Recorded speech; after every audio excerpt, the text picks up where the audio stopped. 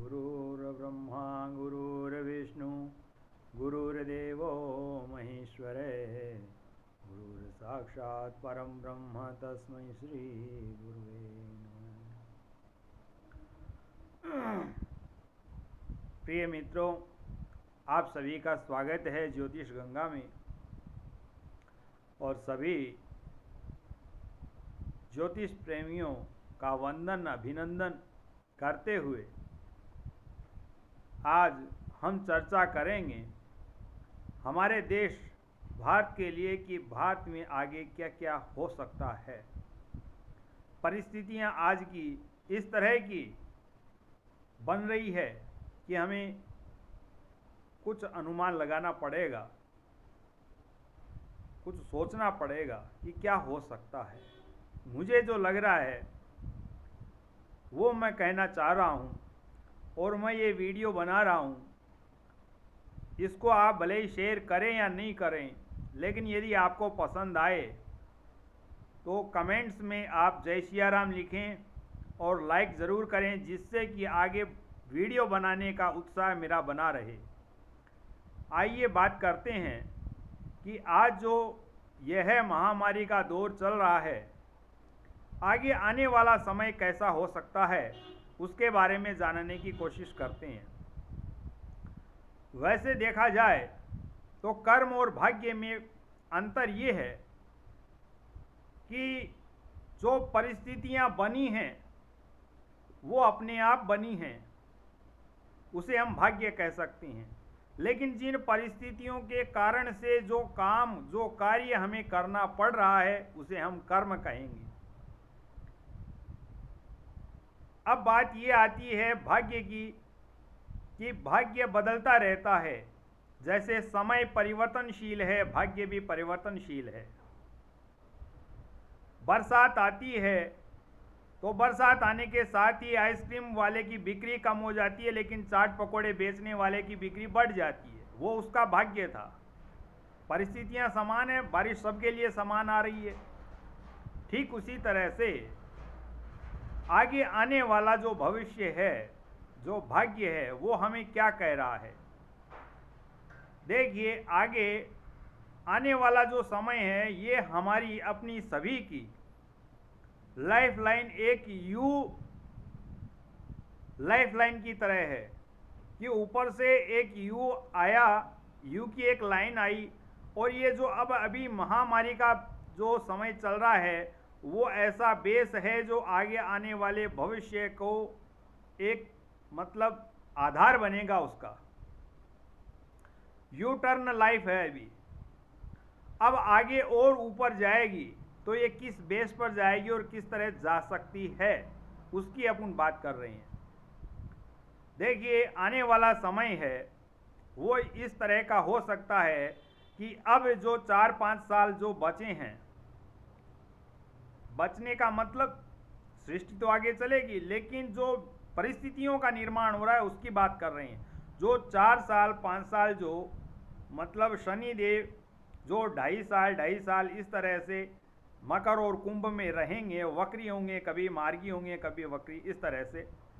तो इन परिस्थितियों, इन समय के अंदर कैसी परिस्थितियां हो सकती है उसकी हम चर्चा करते हैं। कहने का भाव यह है कि आगे आने वाला समय कुछ इस तरह का हो सकता है कि जैसे पहले टूटना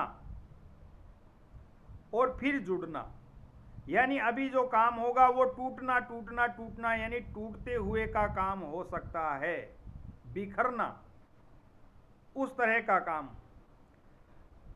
अब जैसे अभी महामारी का दौर चल रहा है, फिर उसके बाद में कुछ इस तरह का काम हो सकता है। कुछ अदृश्य शक्तियां, कुछ अदृश्य ऐसे तत्व जो अपने अस्तित्व का एहसास कराती है, अपने पावर का एहसास कराती है, अपनी शक्ति का एहसास करवाती है, भले ही वो अदृश्य हो। आगे आने वाले समय में भी ऐसा हो सकता है कि वो अदृश्य है, जैसे हवा, जैसे वायु, जैसे गैस, वो अदृश्य है, लेकिन वो अपने होने का एहसास करवाएगी। फिर उसके बाद में एक क्रांति आएगी अपने जीवन के अंदर। क्रांति शब्द मैं इसलिए ले रहा हूँ कि क्रांति उसे माना जाता है जो कि एक प्रत्येक आम जन जीवन को प्रभावित कर दे। ऐसी परिस्थितियों का निर्माण होता है जिससे कि प्रत्येक मनुष्य के जीवन को प्रभावित करे, भले ही वो अमीर हो, गरीब हो या मध्यस्थ श्रेणी का व्यक्ति क्यों न हो। इस तरह से तो इस तरह से क्रांति आएगी कि पहले टूटने का मतलब कि उसके अंदर सब बातें आ गई, जैसे सीमाएं टूटना, जैसे भौगोलिक क्षेत्रफल टूटना या बढ़ना, जैसे कि छोटा होना, बिखरना, इस तरह से। फिर आती है गैस की बात कि गैस अपने एक अदृश्य है लेकिन अपने होने का एहसास करवाएगी। अब लाइफ में यू टर्न के साथ में ये नीचे का बेस है, लेकिन जैसे ऊपर जाने का टाइम आएगा तो वो किस तरह से जाएगा कि कुछ इस तरह के कोर्सेज आएंगे जो आपने सुने हैं लेकिन वो इतने पॉपुलर नहीं है।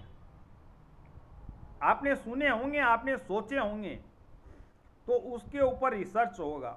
इस तरह के कोर्सेज जो कि नॉर्मल हो जाएंगे, अपने जीवन के अस्तित्व को बचाए रखने के लिए उन कोर्सेज को आने वाली पीढ़ी करेगी।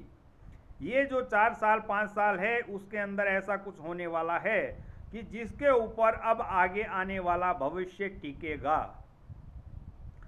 अब बात करते हैं कि ऐसी क्या है वो क्रांति जो आम जनजीवन को प्रभावित करेगी। वो क्रांति है इस तरह की कि उसके अंदर हम बात करते हैं, जैसे जोड़ने का काम होगा। मैंने कहा पहले टूटने का काम होगा, फिर जोड़ने का काम होगा। अब जोड़ने का मतलब जैसे नट बोल्टू है, जुड़ता है उससे। चिपकने का काम होगा, चिपकने का काम जुड़ने का काम होगा। कैसे? जैसे सिलिकॉन है, सीमेंट है, जैसे आयरन है, आयरन जुड़ता है, लोहे से जुड़ता है। ठीक उस तरह से जैसे पेंट है, कलर है, जैसे इस तरह का मतलब काम काफ़ी आगे तक बढ़ने वाला है। कुछ पदार्थ ऐसे होंगे जिनको मतलब अपना एक अभिन्न अंग बन जाएगा, उसके ऊपर अपनी लाइफ होगी। जैसे कार्बन है, सिलिकॉन है, सीमेंट है, कुछ पदार्थ हैं इस तरह के। जैसे ये आपका कार्बन है, जैसे ऑयल है। अब सीमेंट भी चिपकने का काम करती है, तेल भी चिपकने का काम करता है। ठीक उसी तरह से आगे आने वाला समय, जैसे बिजली है, बिजली में भी क्या है, चिपकता है आदमी, करंट आता है। बिजली में क्या है, चिपकता है, करंट आता है, उसमें अदृश्य है लेकिन वो अपने होने का अस्तित्व एहसास करवाएगी। बिजली का काम बहुत आगे तक जाने वाला है।